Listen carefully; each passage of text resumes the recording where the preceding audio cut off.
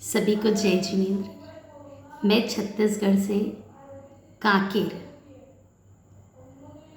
जिले से कांकेर शहर से पूजा किशोर चोपड़ा आपके बीच उपस्थित हुई हूँ।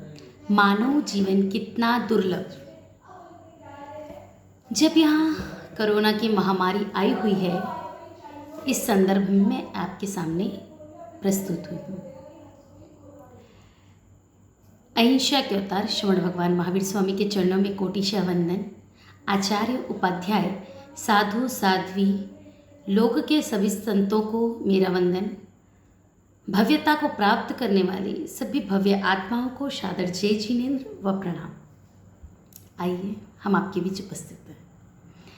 बीतने वाली घड़ी को कौन रोक पाएगा, इस धरा पर सब धरा का धरा रह जाएगा। जिंदगी भर कमाया साथ कुछ न जाएगा। ये मानव जीवन खो दिया तो सिर्फ और सिर्फ पछताएगा। दैट्स क्लियर है। आप और हम सब जानते हैं, जैन धर्म के हिसाब से तो सभी इतने इस चीज़ से तो सभी वाकिफ़ होते हैं कि मानव जीवन कितना दुर्लभ है, क्योंकि हमारे प्राचीन काल से ही हमारे ऋषि मुनियों मर्मज्ञों के द्वारा विचारकों के द्वारा ये चीज़ क्लियर है कि मानव जीवन 84 लाख जीव योनि भटकने के बाद कीड़े मकोड़े से लेके पृथ्वी वनस्पति वायु तेयु हर 6 काय के जीवों में हमारा जन्म मरण उत्पत्ति हर कुछ हुआ है। कब कहीं जा करके ये मनुष्य जीवन मिला, और मनुष्य जीवन ही एक ऐसा द्वार है जो हमारे नरक और स्वर्ग की सीढ़ियाँ तय करता है, हमारे जीवन की यात्रा की शुरुआत करता है। क्योंकि जीवन मिल जाता है, जन्म मिल जाता है, पर जीवन को बनाना पड़ता है। और ऐसे ही जीवन को बनाने के लिए हमारे विचारकों ने जो इस दुर्लभता को बताई है, वो हम आपके बीच लेकर आए हैं। जब यहाँ पर इतनी बड़ी समस्या आकर खड़ी हो गई है हमारे बीच कोरोना के रूप में। आप मुझे एक प्रश्न बताइए, प्रश्न का बाद जवाब दीजिए कि चाय किसमें स्वादिष्ट लगती है ना अजीब सा प्रश्न। क्या फ़र्क पड़ता है चाय कागज के पन्ने पर हो या मट्टी के कुल्हड़ पर हो, बोन चाइने के कप में हो या किसी चीनी के कप में हो, स्वाद तो चाय में है ना। बिल्कुल वैसे ही जीवन जीने की बात आती है, जीवन जीने की कला में आती है, क्योंकि जीवन जीने में जो आनंद है ना, वो संसाधनों में नहीं है। जो जीवन हमने उपयोग करना है ना, वो संसाधनों में नहीं है। और आज हम ये चीज़ बिल्कुल भूल से गए थे कि जीवन जीने के लिए हम इस दुनिया में आए हैं, लेकिन यही संसाधन कब प्रतिस्पर्धा में बदल गई हमें पता ही नहीं चला, और हम सिर्फ खोते चले गए। ये मानव जीवन है जो हमारे साहब जी ने तीनों सब्जेक्ट दिया, उसमें यही मानव है जो अतिक्रमण से प्रतिक्रमण की यात्रा को तय करता है। 23 घंटे के पाप से 1 घंटे का प्रतिक्रमण हमारे जीवन में मनुष्य जीवन ही है जो हमको दुर्लभ करके बताया है, और हम उसकी महत्व को समझते हैं। ये 9 तत्व का अगर भेद ना समझे तो 18 पाप से कैसे बचेंगे हम।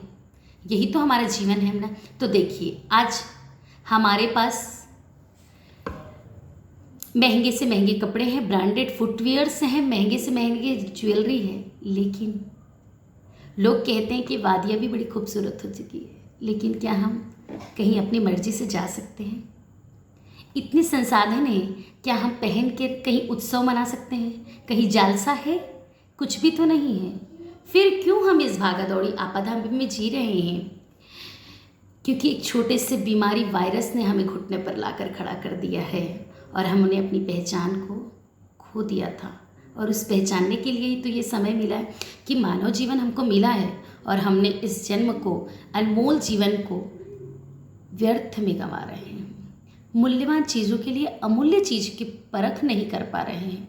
एक छोटा सा दृष्टांत मैं आपको बताती हूँ। समय हो रहा है, एक 93 ईयर्स की बूढ़े व्यक्ति इटली में कोरोना संक्रमक से ठीक होकर के डिस्चार्ज हो रही थी। जब वो डिस्चार्ज हो रहा था, तब डॉक्टर ने उन्हें एक बिल दिया।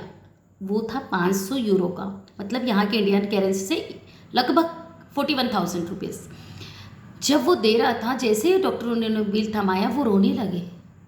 उन्होंने कहा कि आपके पास अगर पैसा नहीं है तो मत दीजिए, लेकिन आप प्लीज़ रोइए मत। उन्होंने कहा, मैं पैसा देने में समर्थ हूँ, मेरे पास सब कुछ है, मैं आपको ये बिल दे सकता हूँ। तो फिर डॉक्टरों ने कहा क्यों रो रहे हैं आप? उन्होंने कहा एक दिन के वेंटिलेटर का अगर रेट 500 यूरो है तो मैंने 93 साल की ज़िंदगी की सांसें ली हैं और उस श्वास में मैंने भगवान को धन्यवाद तक नहीं किया। सोचो कितनी महंगी मेरी सांस है। इस बात को सुन करके पूरा स्टाफ, पूरा डॉक्टर्स, सभी इटली के पूरा स्टाफ रोने लगा और उन्होंने सोचा भी नहीं था कि हमारे श्वासों की कीमत कितनी महंगी है और हमने यूं ही गंवा दिया और परमात्मा को धन्यवाद तक नहीं दिया इस मानव जीवन के लिए। मैं आप सबके बीच आई हूँ, बात बहुत सारी मन हो रहा है करने का, क्योंकि ये जीवन का आनंद है, वो आनंद को उठाना है, दौड़ना नहीं है। छोटी सी बात में मैं अपनी बात खत्म करना चाहूँगी कि माना कि दिन लाचारी भरे हैं बीत जाएंगे, हिम्मत रखो जंग हम जीत जाएंगे। रात कितनी भी गहरी काली क्यों ना हो, उसका खात्मा सूरज की किरणें से भी होता है।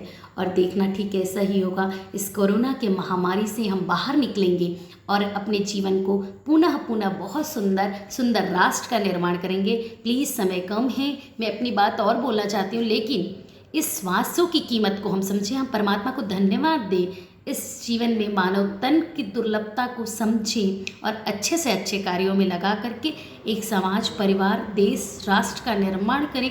इसी मंगल मनीषा के साथ मैं पूजा किशोर चोपड़ा अपनी बातों को यहीं विराम देती हूँ। धन्यवाद।